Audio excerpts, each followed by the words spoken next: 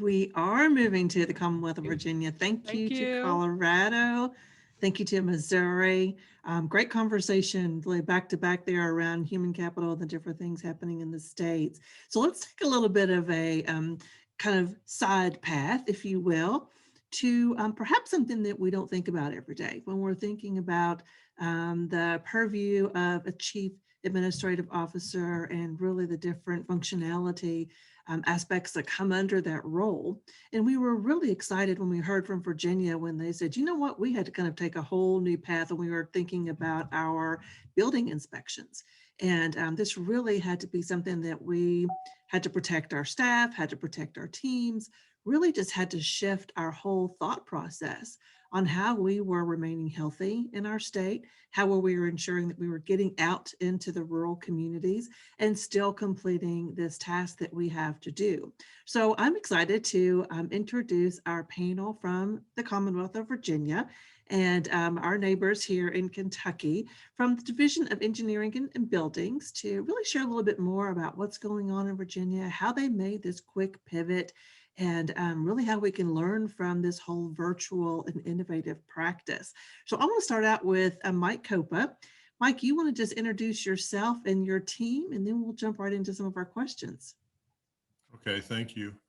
And now for something completely different. I mean, I listened to Colorado and I listened to Missouri, and they're like up here thinking about stuff. We are boots on the ground, head down, trying to make sure that we get buildings built in a timely fashion, trying to make sure that we get safe buildings built so that everybody that goes in can come back out. And when we started it, we had initially thought about ways to do it more efficiently, and this sort of spurred us on. And so the people, I can see Sandy Whitehead. Sandy is the architectural supervisor, and she basically makes sure that all the people who are architects in my group who are assigned to each agency throughout the Commonwealth, we do about $1 billion worth of construction a year, is managing their groups. You want to say anything, Sandy? You're muted. You're muted, Sandy. All right, there. Now I'm unmuted. First of all, thank you for being here. We're excited to show you what we have done and how we have managed to keep these inspections going on. As Mike said, we do work for all of the agencies in the Commonwealth of Virginia, where Mike is the state building official. And our team of architects and engineers, we are required to, as part of our duties, to actually inspect the buildings. We review the documents and then we go out and we inspect the construction, make sure it is code compliant, it is constructed in accord with the building code, is accessible. And we needed to keep doing this despite the fact that COVID was here, but we needed to do it in a safe manner. And so by developing this virtual inspection program, we were able to keep doing our job, keep the construction moving forward, and stay safe. So. And the next up is Steve Masco. Steve is the engineering and code compliance coordinator. Steve was the leader in this effort in that he is the code compliance coordinator, and he's like the inspector general. I mean, everybody, when we go on inspections, it's like, where's Steve? You know, because, you know, he sees things out of the corner of his eyes that nobody's ever seen. Go ahead, Steve, introduce yourself a little bit. Steve Matsko, pretty much what Sandy and Mike said. We go out and we are keeping construction moving while we are keeping people safe. Steve, where are you right now? I think everybody's wanting to ask this question. I'm in my workshop. Where's Mike put you? In the basement of the governor's mansion or something? What's going on? Oh, no, I'm at home. I haven't been into the office since March. So no, we've all been working remotely. And this is my second home. Oh, really, my first home. Mary, say hello. The things Steve has in his garage are untold. The last member of the group, is Mary here? Yes. Yes, I'm right here. Hi, I'm Mary Hom. I have been with DEB now for, gosh, about 18 years. That's the Division of Engineering and Buildings. And I'm excited to be here with you today to share the virtual inspection program that we've been implementing since the COVID-19 started. Great. That's awesome. Thank you all again for being here with us. Scott, I think we need to do one of our field trips to Steve's office. That's what we need to do. And we'll just go on site and pick around and see what he's got lurking behind him. Sounds great. Mike, let me start off with you though. Tell us a little bit. I mean, we know states around the country had to shift overnight, and I hate to use the term pivot, but I mean, that's truly what we had to do. So was this purely driven by the global health pandemic? Had you all been thinking about this a little bit beforehand to get to some of your rural communities? How did this all start? Well, we had been actually doing static remote inspections where you had the contractor or the owner take pictures, photographs, go in this room, take these photographs, send me these photographs, and we will look at it. And they never got what we wanted. Could you have the contractor move over 5 feet? Because whatever he's standing in front of, I want to see.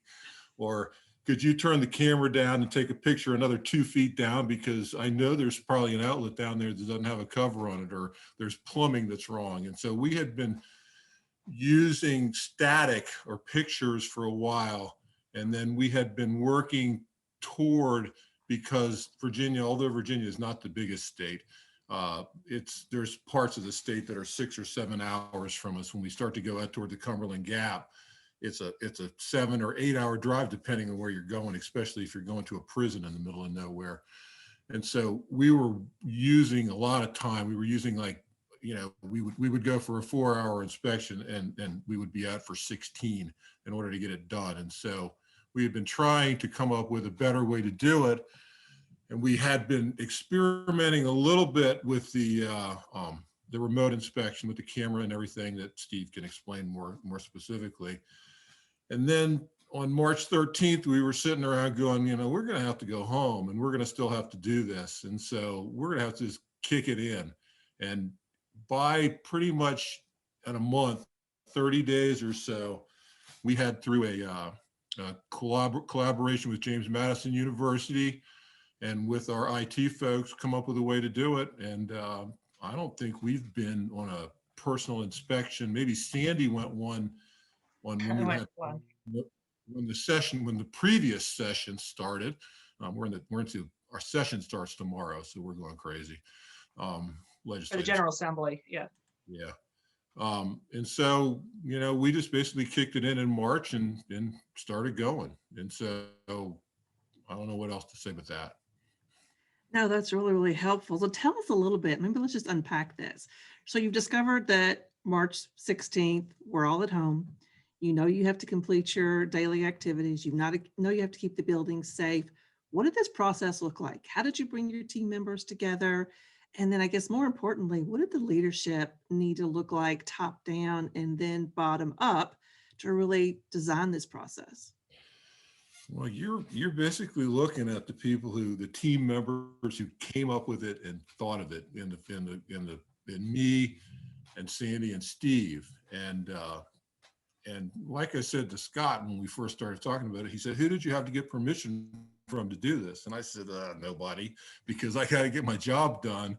And my leadership, the secretary at the time, and my boss I'm pretty much independent as a state building official. And so it's like, get your job done, do whatever you need to do it. And so again, Scott asked me that question. I said, nobody, I didn't have to ask anybody. This is what we did. How did we implement it? Steve and Sandy and I and 2 of my other supervisors have a meeting every morning at 8 o'clock. And we hash out what we're going to do that week or that day or that month. And what would you say, Sandy? We probably met for about 20 hours that week to try to figure out what the heck we were going to do. And then yes, we did. We were not set up for teleworking. We were not set up for virtual inspections, but we knew we had to keep everybody safe. And so we made it happen. We figured out how to do it. It was a lot of discussion, a lot of meetings. Yeah.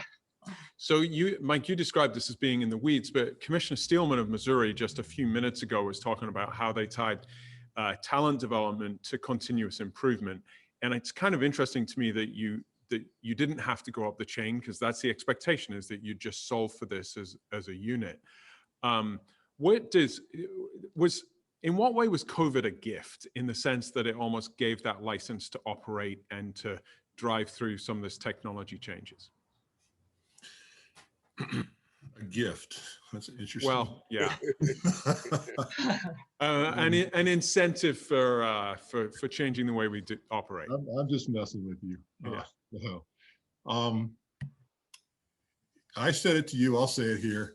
Our job is to think. So we are, I guess, somewhat unique in state government, in that we are architects and engineers. And so most of my group are professional architects and professional engineers. And the professional architects and professional engineers' job on the whole is to think. And we're thinking now, hopefully. And we think from anywhere. And so if it was a gift, it was a gift to allow us to be more efficient, to think at home, to stay safe. I mean, when we get out of this mess of COVID, and when we start to be able to go back to the way we work normally, which we need to do, there's no question we need to go back and do some on-site inspections, because there's some things that you just simply can't do remotely. We're going to keep doing this. So it gives us more flexibility, and we're more efficient, and it's more cost effective. And so as a gift, as a public servant, I think all those things are good. Steve, would you just describe what the what is? So we've just been hearing from Missouri around, phone-based upward supervisor feedback technologies. In terms of remote building inspections, we sat in Mary's office and observed an inspection going on. What's happening at the other end, at the front line? How is it all plugged together? Well, when we started this procedure, JMU had a great big project that they needed to get going. So we worked hand in hand with JMU, and we tried a whole gambit of ways to make this work. We tried it with Wi-Fi, we tried it with cellular. So we would go and we would set up an hour inspection with just one or two of us, and we would go walk through the building and see where we could see and where we couldn't see. Am I answering your question? Am I going where you want to go? Yeah, we're interested a little bit, Pam, right, in the sort of the trial and error, and what the lessons might be for other sort of applications, whether it's in engineering and architecture or any other sector, of how do we sort of try these things out in government? And then to Drew Erdman's point just earlier, is how do you do the behavioral change? And so, Mary, I'm going to bridge to you in a second about, how are you getting your review teams to behave differently in all of this? What does that experimentation look like in convincing people to operate differently? Is that for me, Scott? Either of you, throw it out there. Let's see. I think that the key is really to you go ahead, Steve. I'm having a hard time with this one. Let me get for a second. We're set up as teams, and by Mary is the team leader. She's the most experienced, and she's the team leader of a group of people. And so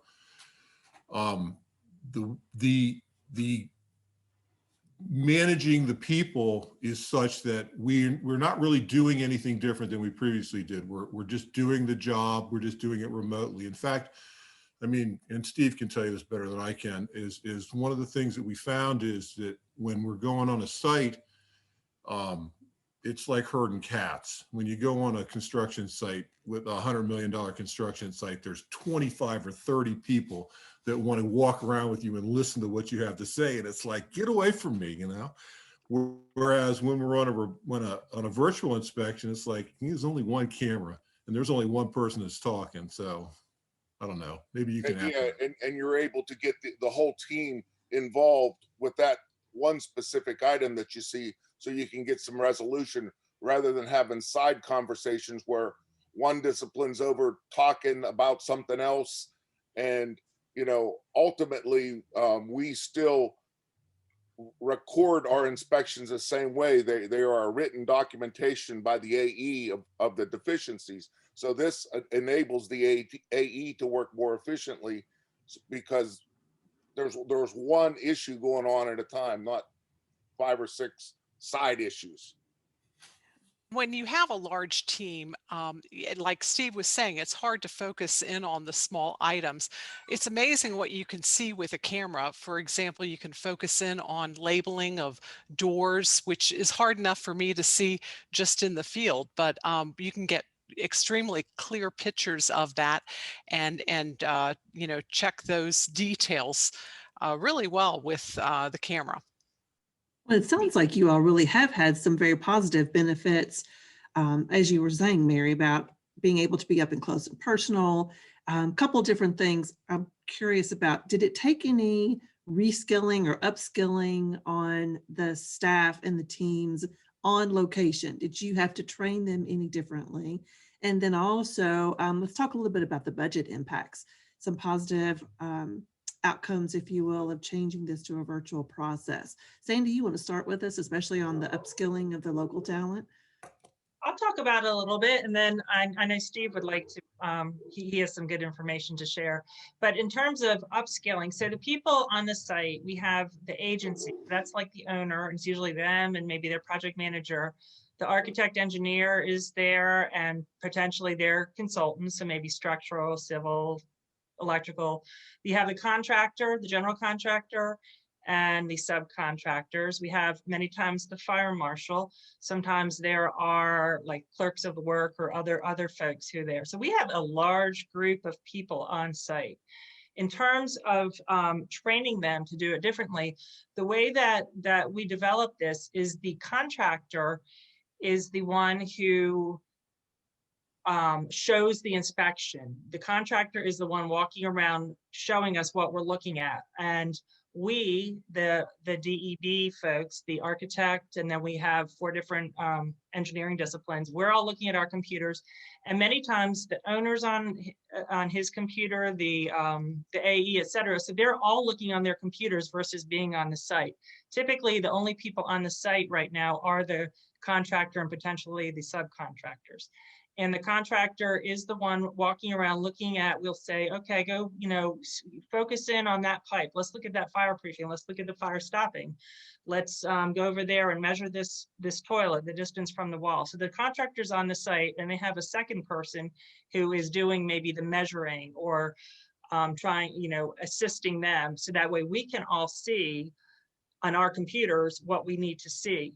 Steve, do you want to maybe talk about this a little bit? One of the things that you ask about getting better at it is the contractors, once they do it one or two times, they know to go walk in the room and they keep their shoulders parallel to the door when they walk in. They don't go in there and do that. We call it helicopter, and where they go in there and spin around and you don't know if you're looking east, west, north or south. It's so they're getting better at doing that. A lot of the contractors are using gimbal mounts where it keeps the camera horizontal. Well, you all know what a gimbal mount is. It keeps the cameras still and horizontal. It makes it a lot easier. So we've gotten better at that. They have the proper tools. They have a ladder. They have a good flashlight. They've got, you know, 2 people that are patient, that will, you know, we're the one person you'll give the direction to, and the other guy will run the tape measure and we'll read it or they'll read it. So it works pretty well that way. It's like RC construction workers, you know, you have remote control over these guys who have their name on their back. The other thing that we have too, though, in Department of Purchasing and Supply provided for us was a contract for this service. So we've had instances where on a large contract with a large contractor, you know, a $50 million, $100 million job, it's like falling off a log for them. But on a small contract, sometimes the contractor's not ready for it, the owner's not ready for it, whatever the case might be. And so we have got, although we haven't used it much because most people have been effective at it, a separate statewide contract where we have got folks who will take 2 people. They will take the camera operator and the tape measure ladder guy with them. And we can have the agencies, or we can buy that service as a service to allow us to do it, so that the training on the other end by the agency folks or the contractor is not necessary. And we did develop some written guidelines to initially give to the project managers to help work it out in the field initially. So it's mainly before they get started, just testing the site to make sure that they have a feed on the site. Yeah, that's NASCA can address that. That's you go down the basement of a 2 stories down in a concrete structure, you got nothing. And so you have to figure out what you can see and what you can't see before you start. So we already have our attendees sort of taking some of your ideas and applying them to their world. One observation was that we've got the director of a state agency that insures state risks on state property, and has a contract for a vendor to inspect over 750 buildings, thinking this might be an application for a similar type of approach to do it remotely. So thank you already. You might be getting a phone call from a colleague in another state, getting some tips and techniques. Mike, I want to stay on the budget thing and come back to you. So you described sort of an inspection in the far southwestern area of the state that of a 16-hour, project time. A huge chunk of that is travel. How are you sort of reallocating human capital time and budget time based upon what these sort of efficiencies are driving out? That's implying that we have extra time. You've got tons of results. I realize you're about ahead of the session. You don't need your budget. You're all set. Right. Yeah. This is actually a savings for us because we save time, and like you said, but we are but 26 people, and we have $1 billion worth of stuff to say grace over. And so it's not really, we're not really reallocating anything. We're doing it. It's sort of like, and I'll show my age, it's sort of like Y2K. We did it, nothing happened. And so what we're doing is we are reallocating our time to review, and we are reallocating our time to problem solving, and we're still getting the job done for the inspection. And I work saving time. We're saving travel time, and travel time we charge by the hour because we're an internal service fund, and so we're saving the project literally thousands of dollars in each by preventing, or not by preventing, by not having to make each on the road trip. And we're actually doing more inspections on a given project because the travel time is not included, and we can do 2 1-hour inspections at different parts of the Commonwealth in the same day. Yeah. And the other, sorry, Cindy.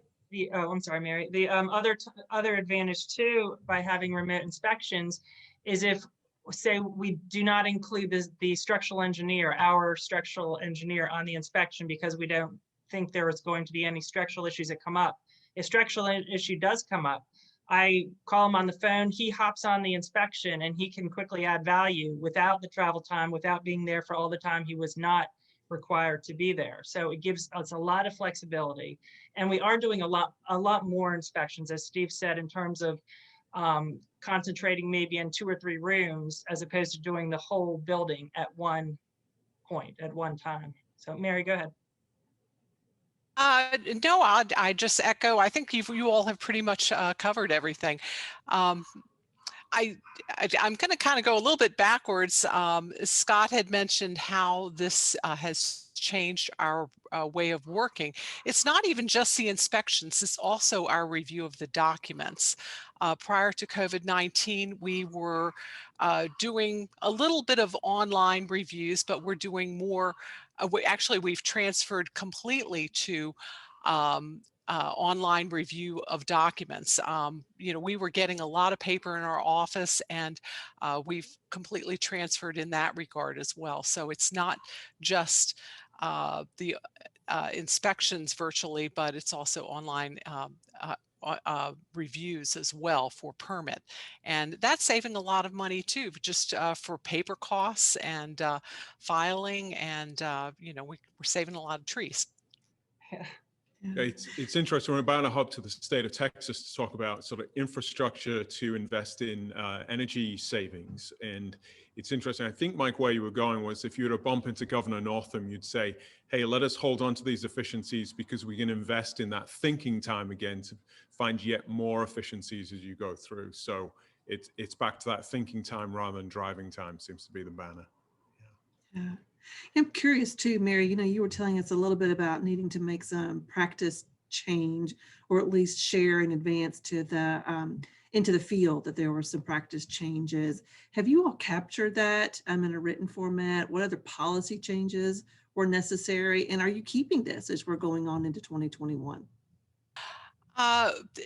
As far as the capture changes in the field, it's really just testing your site initially. We've come up with a plan to, I mean, basically we've given them some guidance as far as how to set up these virtual inspections. And the first, again, is just to make sure that we test the site, make sure that we've got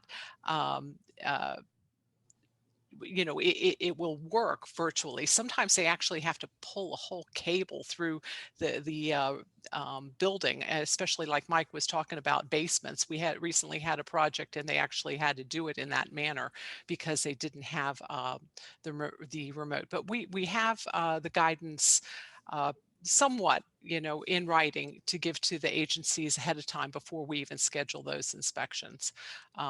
So I don't know that that's pretty much all that we have at that. Okay. And are you all expecting to make any grand changes in 2021? Is this something that you all want to continue to do? Oh, absolutely. We will certainly continue with these inspections. And also the agencies are becoming more comfortable with them as well, because it's not just us changing, it's also the agencies changing the way that they do business as well. And we're working with them to help them. And this might sound bad or might sound arrogant, but I think we nailed it on the first month. I really do. Well, I was just getting ready to ask you, Mike, are there any lessons learned? But it sounds like no. It sounds like you all got it first try. Good. Let's go. I really do. I think we nailed it because it was one of those things that it's a small thing. It's something that you can wrap your hands around. It's not like Colorado and Missouri we're talking about, where I have to figure out how to manage people. This is a task. I can wrap my hands around it. I can ball it up, and I got it. And I don't think, and I mean Sandy or Steve or Mary, I don't think we're going to change anything. I think we pretty much got it. It's just a question of getting people to embrace it and being able to have people do it in an efficient manner. And that's just practice. The only thing I think we could change is have people carry more spare batteries, because that seems to be the biggest problem is we run out of battery too quickly. Has there been pushback from the field at this point? Pushback? Is that what you said? Pushback. I wouldn't say pushback, but I would say that people miss having us come into the field. I do think they are missing the value that we add when we are in the field, but they see that this is a way for us to keep going during the pandemic. They see that this is a way that we can keep construction moving and do these inspections. So overall, very supportive. And we are going back when we are immune, or when we have herd immunity or whatever we have. There is no question that Steve's leaving his garage and going back in the basement somewhere, because we have to. It's just it's interim, but it's also interim in that it will continue on in a particular application. Oh yeah, I think what Mike's saying is we will continue both. We will do virtual and we will go back in the field. The virtual will supplement the long travel time. Well, Pam, so as you know, this is the NASCA Virginia studios, so it means we're pretty close to these guys. And I picked up at the store the other day, actually I'm on dry January, so I can't drink this for a month, but it's the Virginia Beer Company having an optimistic or pessimistic beer can. And it sounds like the Commonwealth are pretty optimistic around their talents and whether they're keeping this going forward. So we can drink it this way, not that way. As it goes. You're going to have to shoot it that way. So, hey, everybody, thank you so much for your time. And also thank you for your team who allowed us on site to film how all this works. And all of that video footage is available in the NASCA resource library. So thank you for your time. And we're now going to jump over to the state of Texas to hear about their amazing work and just how great the state of Texas is in driving efficiencies through government.